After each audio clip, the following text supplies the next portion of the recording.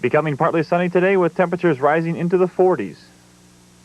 Well, good morning, America. I'm Charles Gibson. And I'm Nancy Snyderman, sitting in today for Joan London. Coming up in our first hour this Tuesday, January 28th. Do voters really care about presidential candidate Bill Clinton's troubles? Pollsters take the pulse. A legendary retail store files for bankruptcy. What's next for Macy's? And Mick Jagger's return to the big screen. Was it worth all the fuss? Someone who is worth all the fuss, though, is Phil Evans. Well, thank you very much, Nancy. Good morning, Charlie. Looks like over the past 24 hours, those hurricane-force winds have continued in the northwest. And along the Washington and Oregon coast, it will continue. And it's not all there, either. Heavy rains caused street flooding from Portland to Seattle. Heavy snow has clogged the mountain passes in the Cascades. And the forecast calls for a little improvement through midweek. All right, thanks very much, Bill. Joan off the rest of this week. Spencer gone for another day. Not feeling very well. Good to have Bill and Nancy Thanks, Charlie. It's good to be here. Jetted in from the West Coast for the week, did you?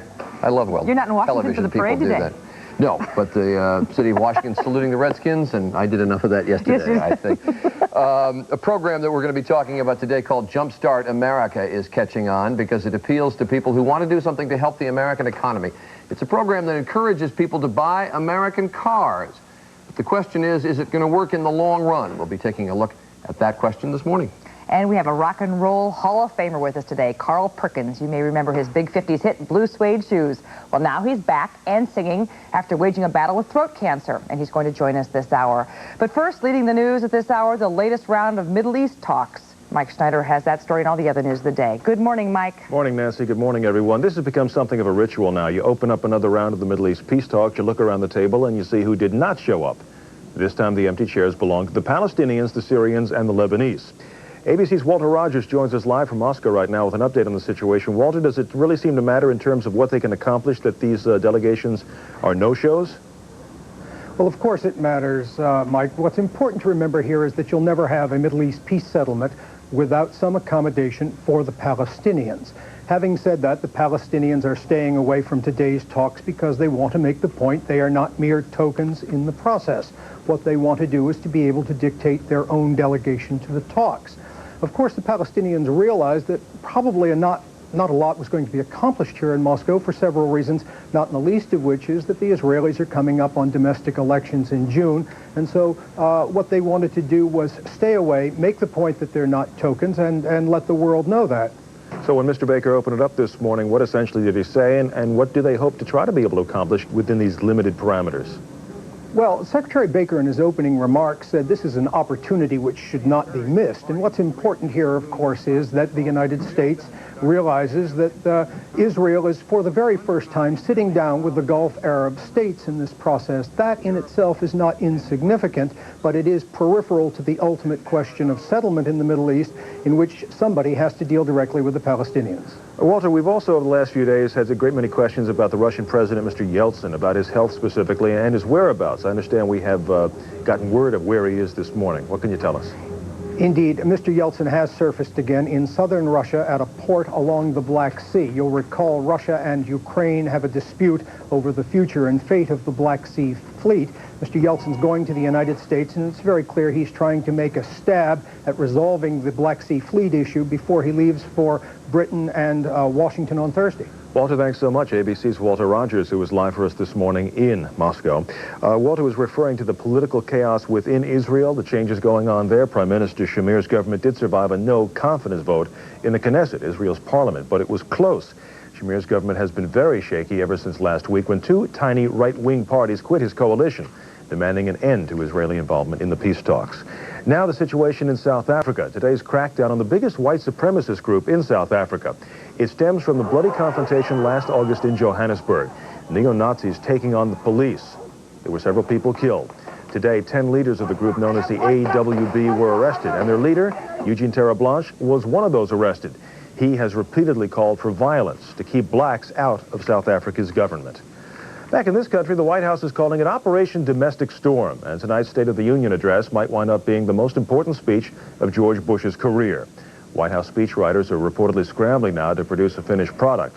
The focus will be on the economy and on saving jobs.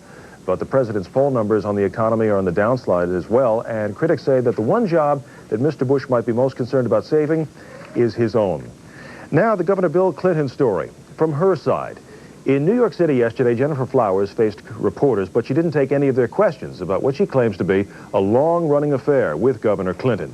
Flowers' lawyers say she would not answer any questions about her story, and ABC's Morton Dean now reports on what she would say and what Governor Clinton will not. Clinton is still conducting two campaigns, the one he prefers to run and the one he's forced to run. He presses on, lining up endorsements, discussing the issues he wants to discuss, and discussing the issue he doesn't want to discuss. Reporters keep bringing it up wherever he goes. Do you think you put questions about infidelity behind you with your appearance on 60 Minutes? Well, I can say this. My wife and I said all we think we should say about it and all we intend to say about it. And I think the rest of it's up to you folks. Yesterday in New York, Gennifer Flowers repeated her claim that she had a 12-year affair with Clinton. I'm sick of all of the deceit, and I'm sick of all of the lies. Yes, I was Bill Clinton's lover for 12 years. And for the past 2 years, I have lied to the press about our relationship to protect him. Flowers and her attorney played excerpts of tape she said were from telephone conversations with Clinton. Yeah, I never thought about that, but as long as you say you've just been looking for one, you'd check on it. If they ever ask if you talk to me about it, you can say no. Shortly after her news conference, Clinton, campaigning in Louisiana, responded. She didn't tell the truth. She hired a lawyer a year ago, or a year and a half ago, to say that anybody that said that was a liar and would be sued. And she admitted that she changed her position for money. Clinton said as far as he's concerned, it's a closed matter now. But it's the voters who will decide that. Morton Dean, ABC News, Baton Rouge. It appears that most Americans think this controversy should not be an issue in this presidential election. 80% of those surveyed in the latest ABC News poll felt that way. The poll was conducted last night. It has been nearly 4 months now since the coup in Haiti, and many Haitians are still desperate to get away from their homeland. How desperate? Well, the U.S. Coast Guard says it rescued 1,100 Haitians who had squeezed onto a dozen sailboats just yesterday, and that was the number that the Coast Guard officials counted before the sun went down. They said they expect the number to be even higher as they continue rescue operations throughout the night. Finally, Australian basketball officials are trying to make up with Magic Johnson. Last week, the medical director of Australia's Olympic team warned players against taking the court with Johnson. Warned them about the risk of getting AIDS, he said. Now basketball officials have invited Johnson to play on the American All-Star team against the Australian national team on the 4th of July. The officials now say the team understands that the chance of getting AIDS from Magic during the game is next to zero. That's the news till now. Time to check in with Charlie and Bill. Thanks very much, Mike. It's 7 minutes after the hour. Bill Evans, who is from our... Bill Evans? Well, I sound like I'm stuttering here in the morning. Bill You can call Evans. me anything. Bill Evans, who is from our affiliate, WABC, here in New York, filling in for Spencer today. Yeah. You're talking too fast, can't talk at all. Well, Spencer can't either. He's a little bit under the weather. And you having the weather? Well, we have some nasty weather out west, and it will continue to be so throughout the day today. As a matter of fact, it'll come in again tonight. Look at what's going on in the northwest. Big buildup of clouds on the satellite pictures overnight. 84-mile-per-hour winds at Netarts, Oregon, and the 60 to 85-mile-per-hour winds were all up the coast. They've died down now, and so have the wind advisories. But more snow is going to be in the Cascades, on top of already 10 inches of snow, probably 4 to 7 inches of snow once again today with rain in the lower elevations. The winds will kick up again tonight. Look at this. Another low-pressure system that's about 1,000 miles from the coast will drive on in tonight, and those wind advisories will pick up again, and more rain and more wind will batter the west coast. Here's how things look across the country today. Rain down south. Get your umbrella out as overrunning is occurring. That's when there's cool air along the surface and subtropical moisture is riding in the split flow that's occurring across the country. All of that will create a mess down south with lots of that drizzly type rain. It could be heavy at times over central and southern Florida. The rest of the country will see lots of sunshine from the Great Lakes down to the southwest. Temperatures today. The cold air is still pooled well to the north. The split flow I was talking about, the polar jet carries the cold air across the north, the subtropical jet carrying moist air across the south. The west will see some 30s and 40s in the Rockies today, and probably as much snow as they've seen in the last 10 days. That's a look at the nation's weather. Now here's a look at the forecast where you are. In New York City, sunshine and 39 today. Atlanta, Georgia, morning rain and 50. Seattle, showers and 55. And in Omaha, Nebraska, sunshine 49. Phoenix, sunny and 75. And in Seattle, showers and 55. Coming up in my next weather report, a satellite view of where the clouds are and a radar view of the rain. Charlie? Thanks very much, Bill. It's 9 minutes after the hour. It was only a week ago, you know the progress of the story by now, that Arkansas Governor Bill Clinton led the other Democratic presidential hopefuls by what appeared to be a rather wide margin in the polls. But since then, that tabloid newspaper story alleging an extramarital affair, and the governor and his wife, of course, responded to the charges on national TV Sunday night. Yesterday, the woman who made the claims held a news conference releasing tapes purportedly supporting her story. And the question is, how have the voters responded so far to the controversy that is surrounding Bill Clinton? Joining us this morning are Dick Bennett, president of the American Research Group, and Walter Robinson, political reporter for the Boston Globe. They both join us from WMUR in Manchester, New Hampshire.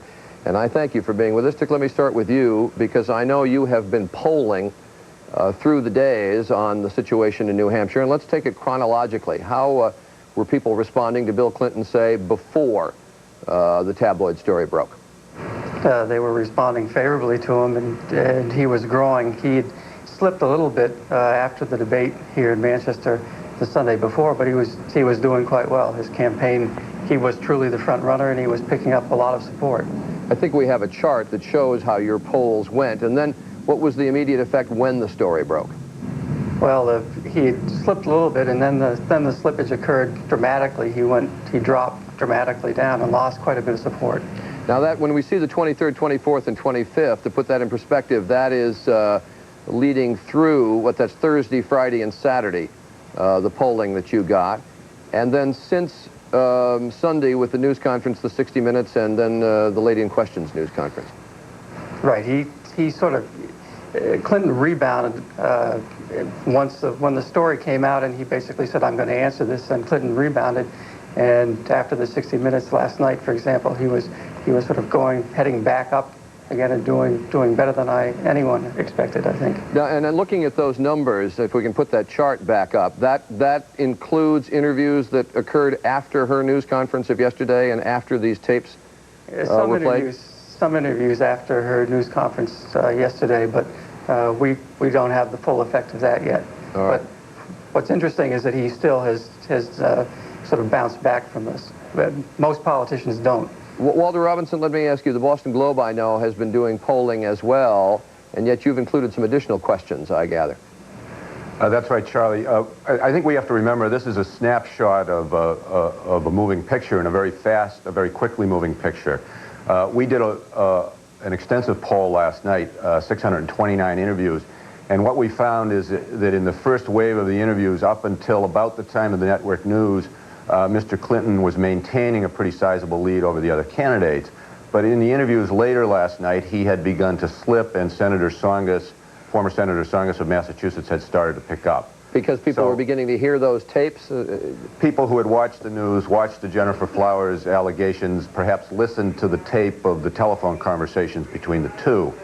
Quite clearly, we asked a number of other questions in our poll about the issue of adultery, about the issue of the performance of the press in this.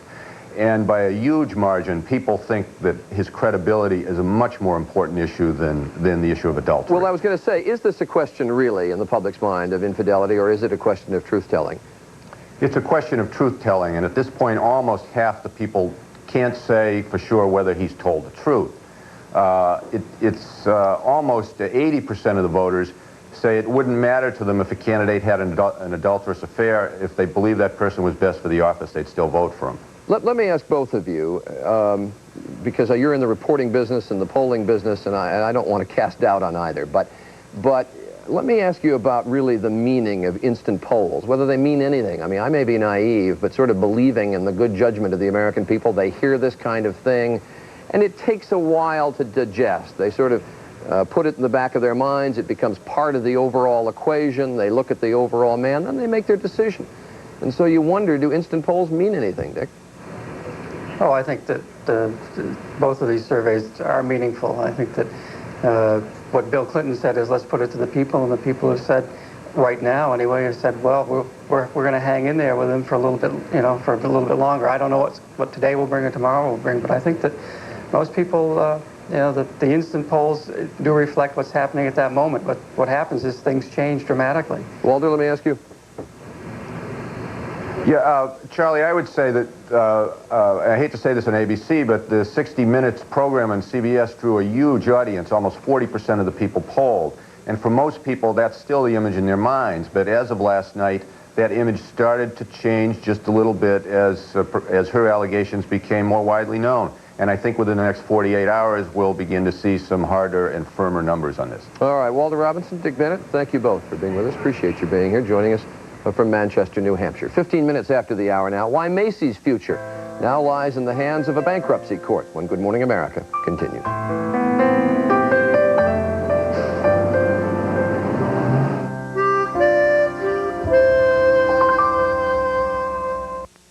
We're at Robert's Dairy to study the making of their low-fat yogurt. After primping themselves for a formal evening out, the yogurt cows sashay past the paparazzi into the milking complex. Ah, yesterday, Paco Bell's Canyoning D. Today, the Blue Danube Waltz, the particular favorite of the blueberry cow. One thing is clear, Robert's yogurt cows are the product of good breeding and active culture. Roberts, how do you make it taste so good? Reichardt's annual winter sale is now in progress. Savings at 25 to 50% on quality clothing for both men and women. Reichardt's never buys off-price merchandise just for sales, as many stores do. This is our regular in-stock fall merchandise, including our famous Southwick natural-shouldered suits and sport coats. Also on sale in our men's department are sport shirts, dress shirts, sweaters, jackets, slacks, and top coats. We have a special rack of sport coats that were as high as $295, now $75. In our women's store, we still have a large selection of sweaters and blouses, skirts, slacks, with savings of 50%. Alterations are free even on sale merchandise. Now is a wonderful opportunity to add quality and long-life styling to your wardrobe at a great savings. Please come and see us. We have courteous and competent personnel here. No sale is ever final here. And I'll see that you're completely satisfied when you shop here because I'm here. I'm Bill Reichert, and I own the store.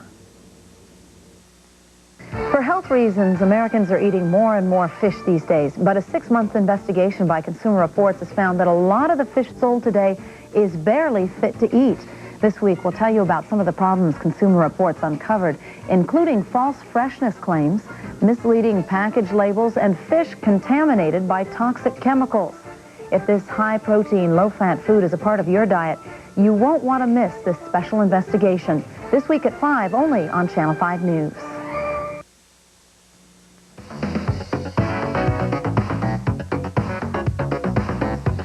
A plan to promote American-made cars. Is it meaningful? Will it work? We'll look at that in our next half hour. It's 17 after the hour. For the first time in its 134-year history, Macy's really could use a miracle on 34th Street. The giant retail chain, which also owns I. Magnin and Bullock's department stores, has filed for bankruptcy, the biggest of a long line of retailers to hit the skids over the past few years. Joining us this morning from station WCVB in Boston for a look at what went wrong and why is Roger Brenner. He is the executive director of the consulting firm DRI McGraw-Hill. Mr. Brenner, thank you for joining us this morning. Nice to be here. What did go wrong? Well, Macy's made two mistakes. They stayed too conservative in their business strategy. They stayed a basic old department store, and then they complemented that by failing to remain traditional in their financing. They converted 134 years of accumulated profits into a mountain of debt, trying to enrich a very narrow ownership group. And while they were making those two mistakes, the economy shifted twice under their feet. First, during the 80s, we built all this new retail floor footage, and guess what? All of those people were competitors of Macy's in malls, and malls really have replaced department stores as the all-purpose places to shop. And then finally, Macy's had the misfortune to be concentrated in the Northeast, where the recession hit earliest and deepest. Well, you talk about the earth moving under their feet and changing under their feet. It almost sounds like we're talking about obsolete dinosaurs. I mean, they certainly aren't alone. We've looked at Bloomingdale's, Gimbel's, Ames, Altman's, all huge department stores. Are they genuinely becoming obsolete? No, they just face very intense competition because, in my mind, malls really are the replacement for department stores. They're under one roof. You can find all the specialty shops you want, and they're managed by specialists, so you get excellent selection and price, the same way the buyers in the department store used to look ahead for the consumer. Well, if they want to survive, what do they have to do? I guess they have to pull the same kind of trick that Lee Iacocca pulled for Chrysler. Chrysler, remember, was threatened with bankruptcy. The government bailed them out. They turned around by having a nifty strategy of minivans and small and compact cars. they've got some fine merchandising people at Macy's. They have to find a niche, a very large niche for their core department stores, and then also keep their Magnons and Bullocks healthy. Roger Brenner, thank you very much. Joining us this morning also to help us take a look at how this bankruptcy might affect consumers is our money editor, Tyler Matheson. He is also an assistant managing editor of Money Magazine. Good morning, Tyler. Good morning, Nancy. You know, it's a scary time. It's so amazing talking to people who are in the retail business during this recession, and the small business owners somehow went through the holiday season faring very well. But time after time, we're seeing these big old lumbering giants sort of fall to their knees. Well, for Macy's, this was really the economic pinch that stole Christmas, if you will, because what happened was that their sales were basically flat over compared with last year. And what they needed was some sales growth of about 4 or 5% in real dollar terms to be able to finance their ongoing operations. They've been having a real cash squeeze for months and months and months since the mid-'80s, when two things happened. Number one, they did what's known as a leveraged buyout, i.e. taking the company private. A group of investors gets together, borrows a lot of money, and buys up all the stock that's on the public market. Then they bought Bullocks and I. Magnin in 1988 or thereabouts for a very high price and borrowed again. And they got too stretched. They got over-leveraged, too much debt. So now they're going into bankruptcy. What does that mean? Well, what it means for basic customers of Macy's and the other stores that it owns is probably very little in the short term. If you walk into a Macy's store today, you'll probably notice nothing different. They'll open on time, they'll be fully staffed, and by the way, you'll still have to pay your credit card charges if you have outstanding debts to Macy's. This bankruptcy filing helps the people that Macy's owes money to, not the people who owe money to Macy's. So probably very little change today in the short term for the customers of Macy's. Longer term, I expect that as Macy's moves through this process, they may become more promotional. You may start seeing them deep discounting some of the items to get people into the tent, to bring people in and get the cash going again, give it a little juice. Well, they have over 100 stores. When they emerge out of this legal brouhaha, do they come out smaller?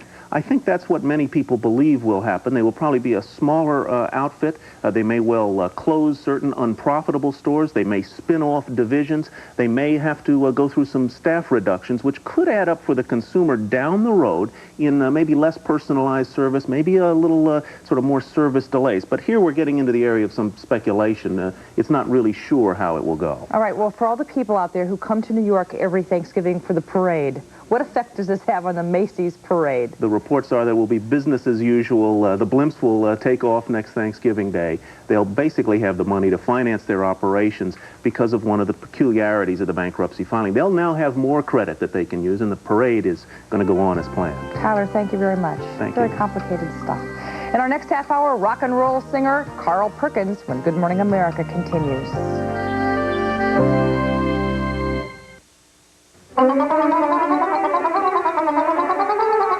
If you can't find the help you need at the drugstore, you don't have to go to extremes.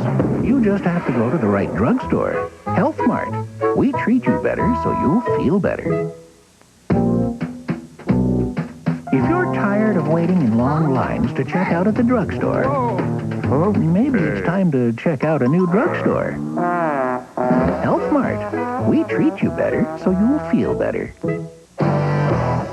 Total indulgence. Zero guilt. Total indulgence. Zero guilt. Weight Watchers presents 3 chocolate sensations. New brownie a la mode, new cream-filled eclairs, and double fudge cake. Each just 200 calories or less. From Weight Watchers. Total indulgence. Zero guilt. Yeah. Conditioned water is a wonderful thing, and people that have it really wonder what they ever did without it.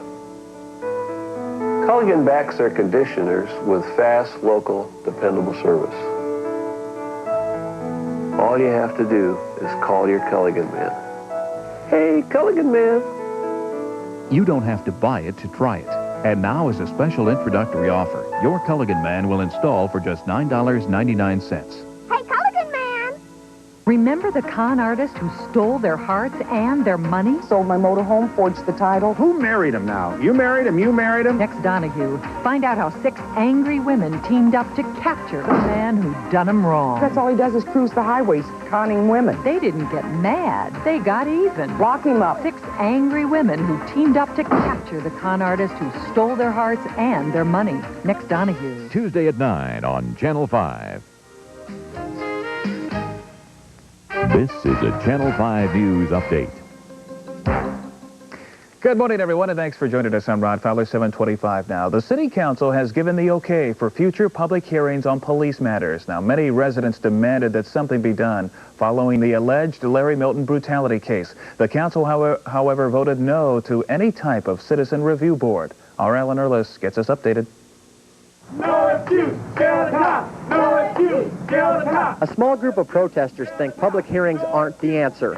Their solution, put police officers who are guilty of brutality in jail. The police officers that are involved in this particular incident should go to jail.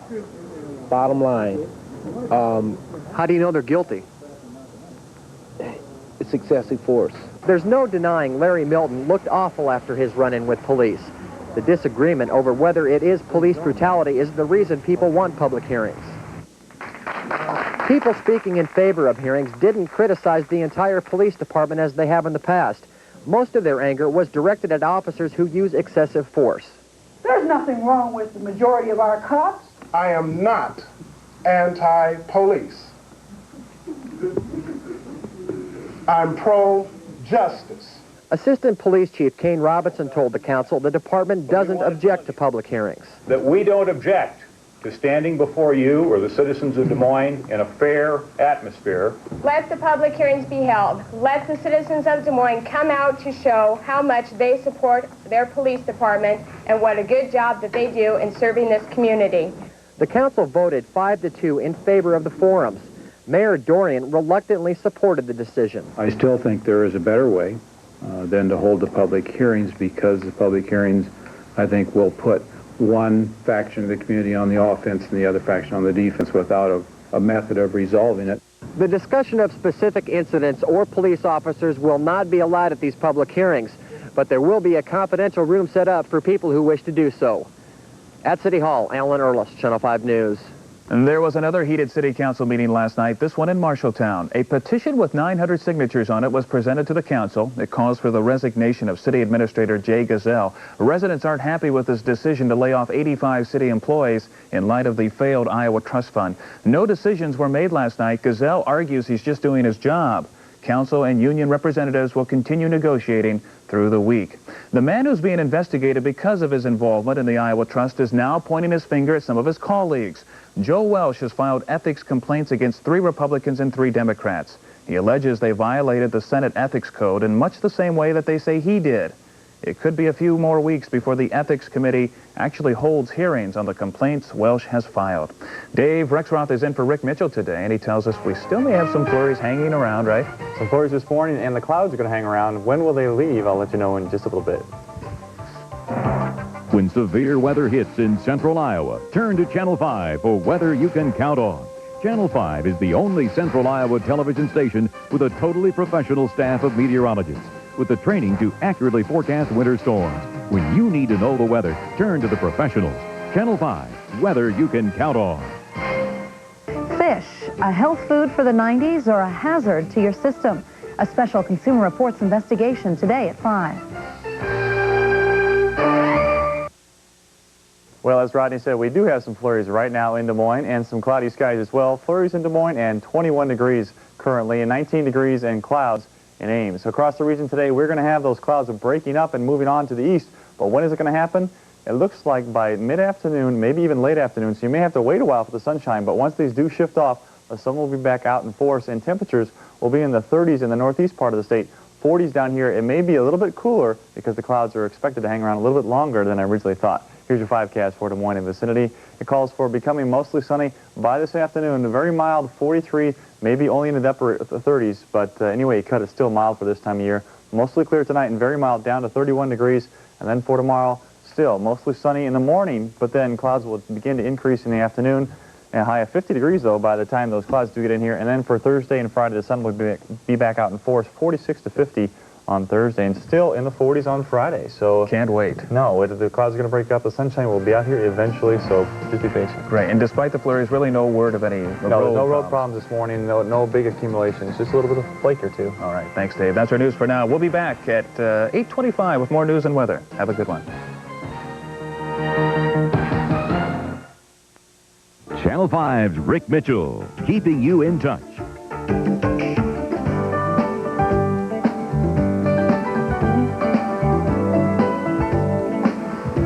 Hi, I'm Marty Key from Yonkers, New York. Good morning, America. And good morning, everybody. I'm Charles Gibson. And I'm Nancy Snyderman, and it is Tuesday, January 28th, and Joan has the day off, so I'm sitting in, and Charlie's here.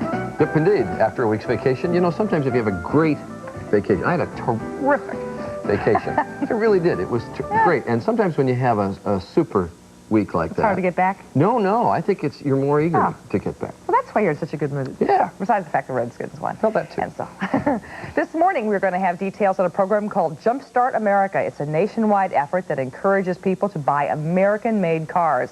But will it help the economy?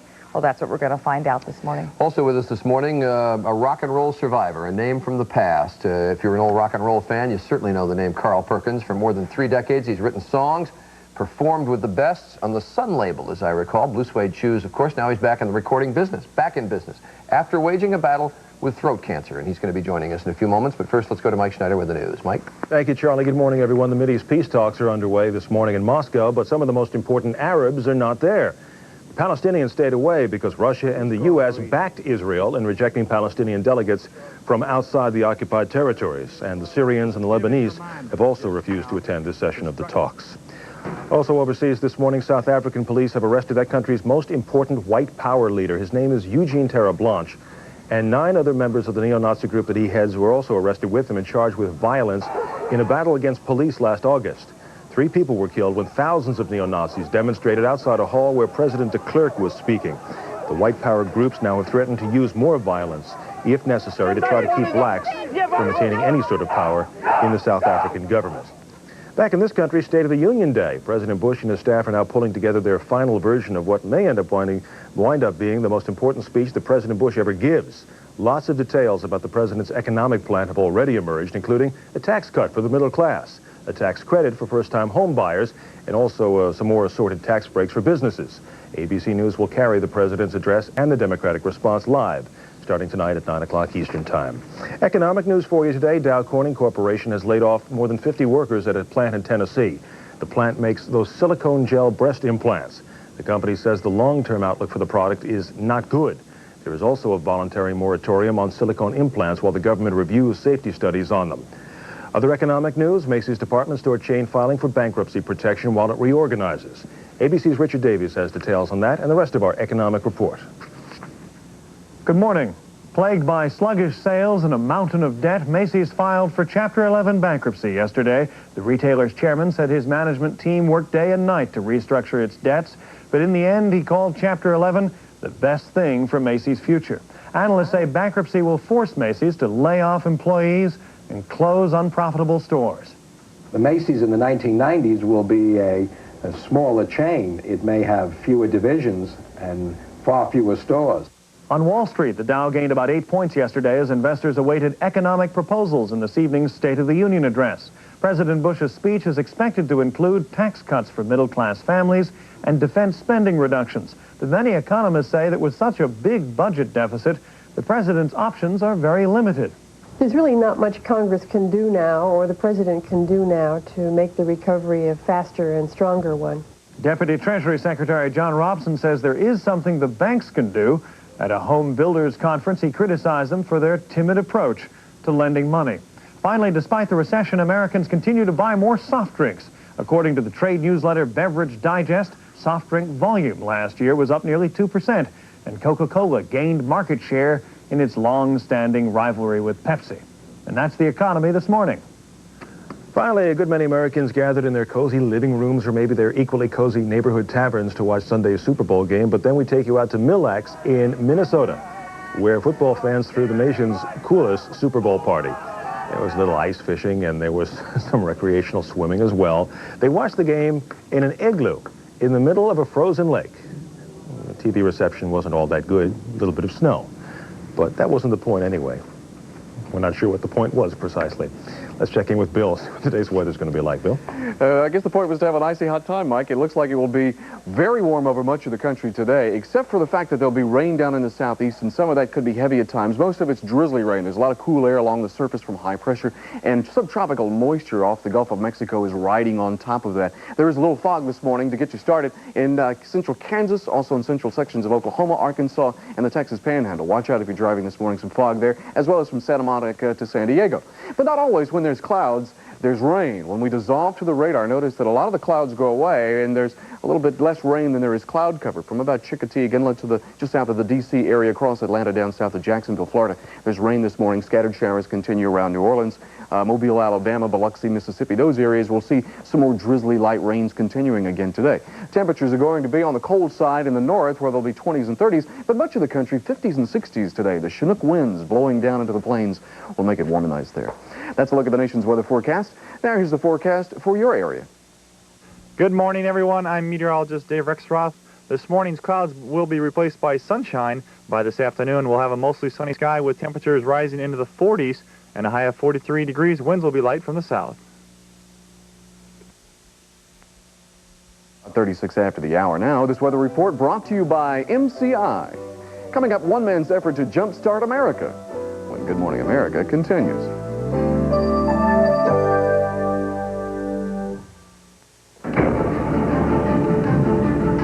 For MCI friends and family members, this card has made other calling cards too expensive to carry. Well, I'm here to announce the first calling card trade-in in history. Call and join MCI Friends and Family. And for every calling card from another phone company you stop using, you'll get an hour of free card calling. Up to 4 cards and get free calls for each one. This could really catch on. The new baby was up all night. Now you gotta make the morning right. Folgers always comes through. It's decaffeinated too. The best part of waking up is Folgers in your cup. Folgers Decaffeinated uses mountain-grown beans because they have more aroma than lower-level beans. And you need great aroma to wake you up. Now you're off to a great start, 'cause Folgers warmed your heart. What a wonderful way to let the sun shine on your day. The best part of waking up is Folgers in your cup. Welcome to Hotel Views. Holiday Inn versus Ramada. Bob? Susan, your dish towel. Look, I go to Holiday Inn. You want to know why? Because everybody goes there. It's a fact. Look it up. Bob, you doorknob. Ramada gives you comfortable rooms and fine restaurants, just like Holiday, but they also give you something extra. They're so sure you'll like them better, they'll put $5 right in your hand when you switch from Holiday. See, getting extra is good. If you didn't have a vacancy sign between your ears, you'd know that. For my money, Bob, Ramada's in. Carnation Instant Breakfast. You gotta love it in an instant. Start your day with nutritious, delicious Carnation Instant Breakfast in regular or diet. Carnation Instant Breakfast. You gotta love it in an instant. If you've ever thought that there's not much you can do about the state of the American economy, our next guest may give you cause to think again. Dr. William Lippy is an ear surgeon, but he's now becoming known for his prescription for keeping jobs in his community, and maybe yours. He calls his program Jumpstart America. It's not just a local, but the first national effort to encourage employers to offer incentives to their workers to buy American cars. He joins us now in his hometown of Warren, Ohio, at the General Motors Lordstown plant. Good morning, Dr. Lippy. Nice to have you with us. Good morning. Your plan is only 2 weeks old, but yet it's become sort of a hot topic around the country. How did you get it going? Well, I think I was embarrassed with the president in Japan when he was trying to sell 20,000 American cars. And I felt that we could sell more American cars and trucks right here in our valley than we could in Japan. How are you going to do that? Well, we're offering cash incentives to our employees of $200 if they buy a used American car, $400 for a new American car, or $600 for an American car made in this area. But in St. Louis, we would like them to offer $600 for Chryslers. And in Kansas City, $600 for Fords. It's a national thing. Let me get this straight. Go ahead. I'm sorry. Go ahead. We've been intimately successful. You know, we started 2 weeks ago.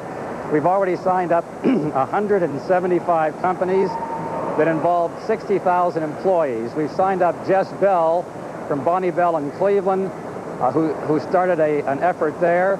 And we signed up Mr. Brown from the Brown Paper Company in Connecticut. So we're all doing this together. Where did you get the term Jumpstart America? I just thought about it. And I think it's great. And we're going to jumpstart America. Are you asking small businessmen to take on the load too, or just the bigger businesses? We're asking every businessman in America to call us or write us and to involve his employees. We're asking all of the employees to ask their employers to take part in the program.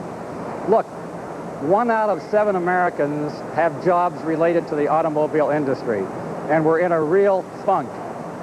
And the economy is in a funk, and I think that this will do a great deal to take us out of it. Americans want to be able to buy American cars. They're frustrated, they're angry, and they are going to buy American cars. Dr. Lippy, I'd like you to stay around for just a second because I want to go on and talk a little bit about how this plan is really going to work, because obviously while some people may see Dr. Lippy's plan as a good way to get the economy going, there's a complication. Many American cars are made with Japanese parts. Some Japanese brands offer cars made in the USA. So buying American is not a clear-cut proposition for consumers anymore. And joining us to talk about that is Linda Maddox, an associate professor of business and marketing at George Washington University. And good morning, Linda. It's nice to have you with us. Good morning. It isn't that simple, is it? No, it definitely is not. It's a very complicated decision that I think consumers really need to think about. Let's just tackle cars for a second. I go to buy a Chevrolet. How do I know it doesn't have a Japanese engine in it? Well, it's tough to know whether or not it does or not. You can ask your dealer, but right now I think a lot of dealers are not really knowledgeable on that, so that they may not be a perfect source of information. That's interesting. You mean even though they may be selling American cars, the parts that go into that car, they may not know about their country of origin? Possibly. You got to figure there's 10 to 20,000 components that go into a car. They may know some of the major parts, but they may not know the percentage, for instance, that is American. Any way a consumer can tell? Consumer can't really, of course, tell by looking. They would probably have to do a relatively thorough search process to find this out. They may go, for instance, to the UAW. They may search through the media.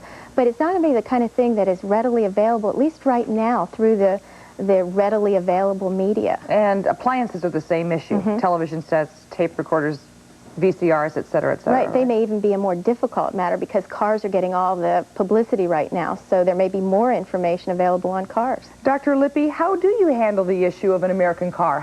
What tips do you give to consumers? Before I answer that question, I want every city in the United States to look like Warren, Ohio. In Warren, we have a red, white, and blue ribbon tied around every tree. You see these buttons on everybody. Everybody is wearing Jumpstart American T-shirts. Every marquee says Jumpstart America. Now, to answer your question in a very simplistic way, let me say this. Our definition of American car, and each employer can change it slightly, is a car made in America, assembled in America by American men and women.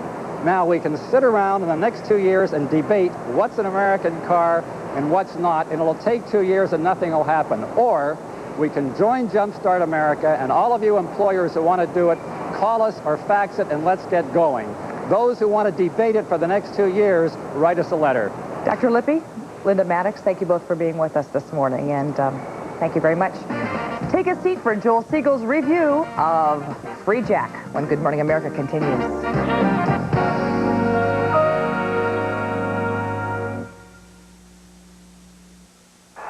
Good game, good friends. And now that I use Fix-It-In, I can tell the ref what I really think. Fix-It-In and forget it. Are you nuts? Before I switched to Fix-It-In, Jones Peanut Crunchies only looked delicious. Fix-It-In and forget it. Fix-It-In is the strongest holding denture adhesive you can get. It even stands up to the hottest liquids.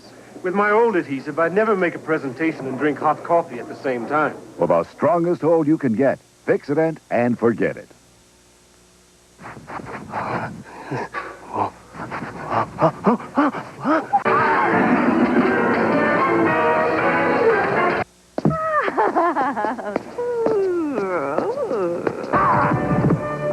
If you're looking for a little adventure around the house, don't take things into your own hands. Instead, watch the Disney Channel's Adventure Weekend with Treasure Island, Shipwrecked, and Return to Snowy River on our free preview. Check your local listings for details.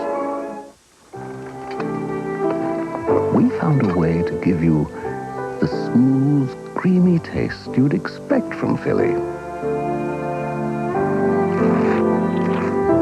With a third fewer calories than regular cream cheese. Now all you have to find is a way to try it. Next time, butter your bread with Light Philly instead. Light Philly cream cheese product.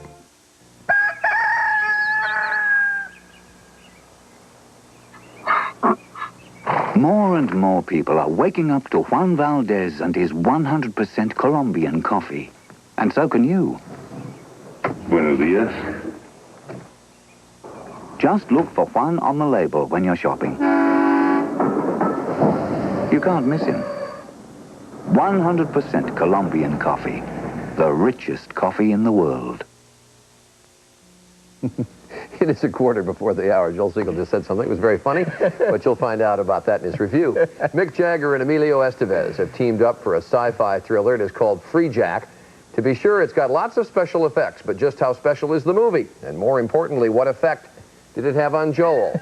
Well, he's laughing, so I have a sense I know what effect Good morning, it had. Charlie. Charlie had said that he'd seen this movie, and I said I wasn't quick enough. It's an old joke. Clean mind, clean body. Take your pick. In the year 2010, the world's become so polluted they can't choose. They travel back in time and pay millions to find a healthy body, which they kidnap for mind transplants.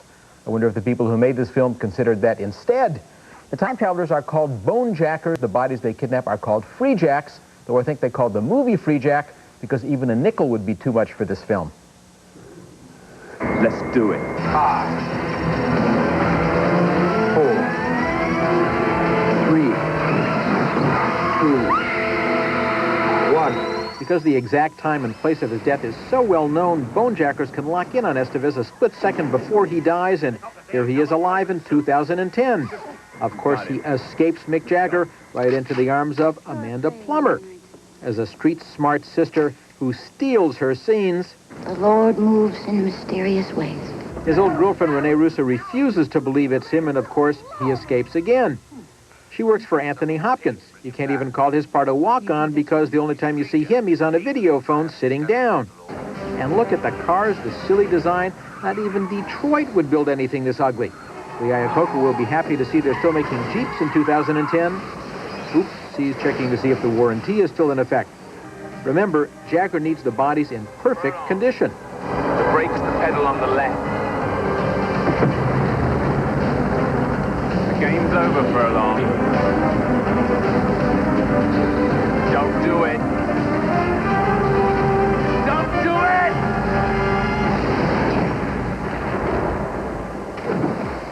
If you drink any of that, I'm out of a job. Exactly the way I felt when I looked at the diet soda I ordered at intermission. This is such a bleak, ugly movie, poorly done in every way. The effects in that last scene, you could see the outlines around the actors. The bridge was on film that's called Rear Screen Projection. The story, the reason for the body snatching. In 2010, the world's become a cesspool, an unbelievable mess. See what happens if you don't clean up your room for the next 18 years? In fact, if you don't clean up your room today, I'll make you go see this movie. Unfortunately, Mick Jagger does not sing in Free Jack. Unfortunately, Emilio Estevez does act. Ooh, all right. The less said about Free Jack, I gather, the better. Yes. You've sort of dispensed with that. We have a minute or two. Let me ask you a question about a controversy in the film industry, and I'm not sure about it. Europa, Europa, a movie that's had tremendous critical acclaim, foreign film, made in Germany, but can't be nominated for the Oscars? Europa tells a true story. It won the New York Film Critics, Boston Film Critics, National Board of Review, and the Golden Globe's Best Foreign Film. It's also a hit film. It's doing very, very good business here. Right. The way foreign films are nominated, they're nominated by governmental bodies. And the German Film Board decided this year that no film was of Oscar quality. The controversy, it seems to be, and the German film industry is up in arms. German film directors are quite angry. It's not because of the quality of the film. It's because of the subject matter of the film. Europa, Europa tells a true story of a young boy during World War II from 9 to 15 who is Jewish, who escapes the Holocaust masquerading as a German. So the Germans don't want the film nominated because it has to do with the Holocaust, and therefore it can't be nominated. It seems to be exactly that way. All right, thanks very much, Joel. It's 11 minutes before the hour. Rock and roll legend Carl Perkins with us when we continue. Well, that must be my baby, yours don't look like. That must be my baby, yours don't look like that. Go, man. Every time you buy 100% pure Minute Maid orange juice, we make a contribution to the U.S. Olympic Hopefuls Fund. At Minute Maid, we know how much it means to be the best. Minute Maid. Every time you buy pure, delicious Minute Maid frozen orange juice, we make a contribution to the U.S. Olympic Hopefuls Fund. At Minute Maid, we know how much it means to be the best. Minute Maid. Today's Contact takes on Kimberly's miserable cold. I feel like there's clay or something just blocking everything. I'm congested. Well, didn't you take a cold pill? It didn't last long enough. That's because ordinary cold pills can quit working after just 4 hours. Try Contact. You'll get continuous relief for up to 12 hours. I feel great. Still hasn't worn off. I can breathe. I don't have a runny nose. I talked on the phone all day. Kimberly's miserable cold is gone. Today's Contact, 12 hours stronger than Kimberly's miserable cold. The Iowa Lottery's heated things up. Iowa's $100,000 cash game has emerged. The daily game with a daily chance for you to win up to $100,000 at once. Win by matching 2, 3, 4, or all 5 numbers drawn in any order from a total of 35. It's green early this year with Iowa's $100,000 cash game. Play the Iowa Lottery. It's a brand new season. On the next Maury Povich Show, it looks like lifestyles of the rich and famous, but it's the megabucks ministry of Dallas televangelist Robert Tilton. We'll hear from some faithful followers who claim their minister deposited their dollars, but never answered their prayers, and others who still believe what their pastor says is the gospel truth, savior or sinner. Then, how do you know when it's time to love them or leave them? On the next Maury Povich Show. Tuesday at 10 on Channel 5.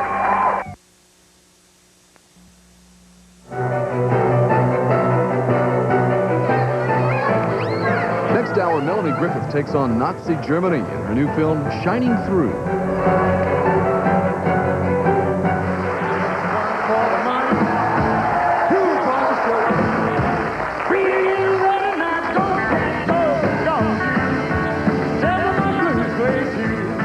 Carl Perkins jamming with a few choice friends.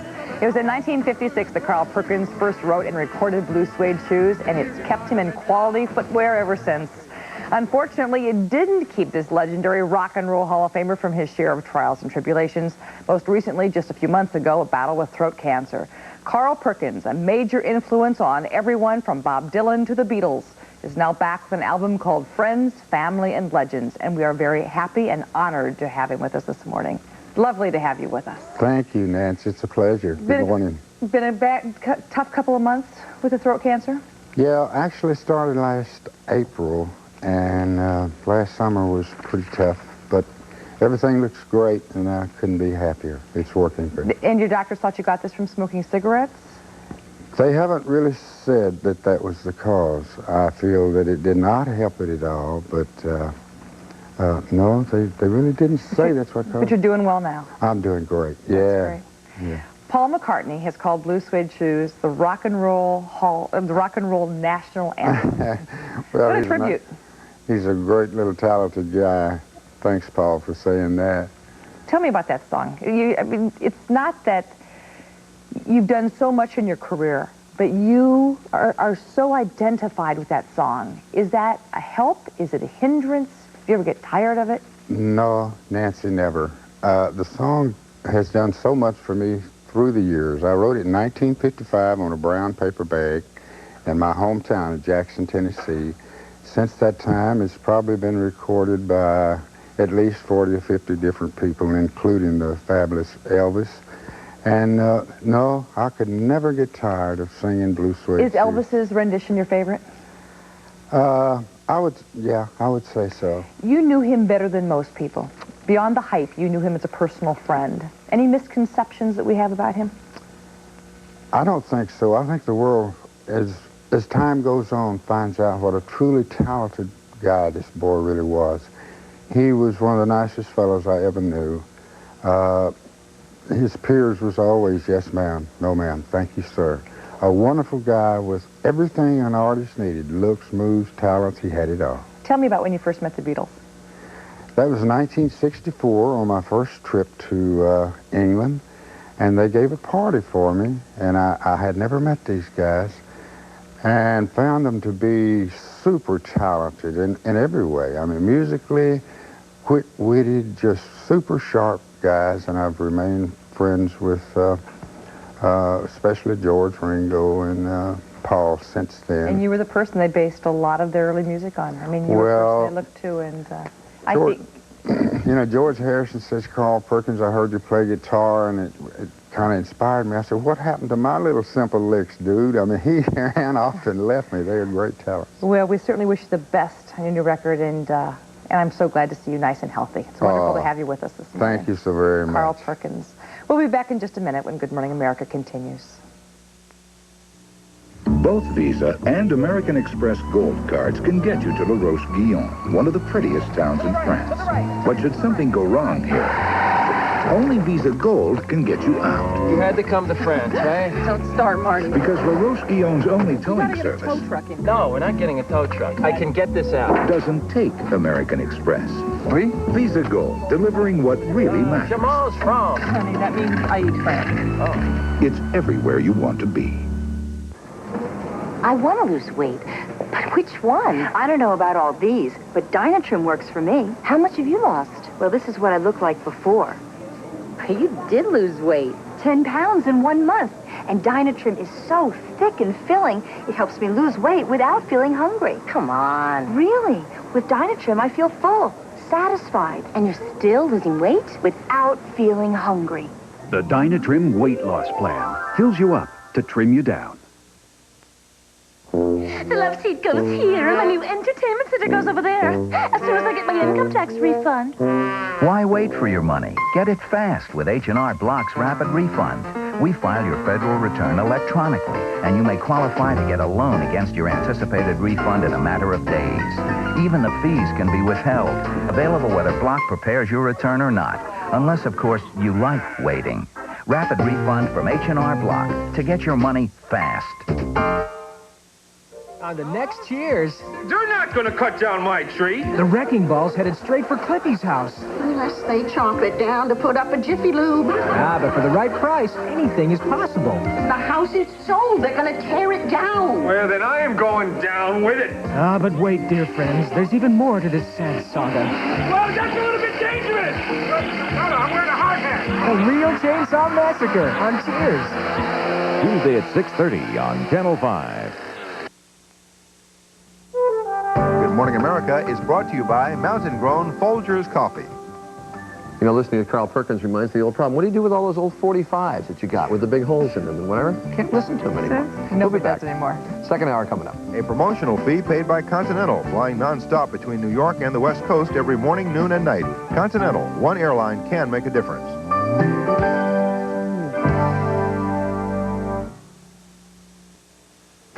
Today on Home, a bathroom big enough for entertaining, a kitchen you could live in. We'll show you the new trends in homes and Heloise's greatest hints. Take out those stubborn stains once and for all.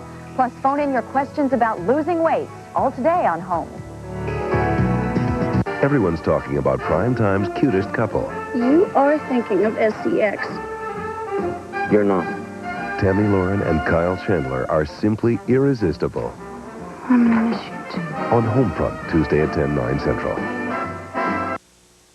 Save now on indoor home improvement ideas from Menards. Brighten your home with energy-saving fluorescent lights from U.S. Fluorescent. Choose from many styles. This 48-inch wraparound light is now just $19.99. And save on new Glidden's Spread Solo latex flat paint. It's Glidden's best hiding wall paint.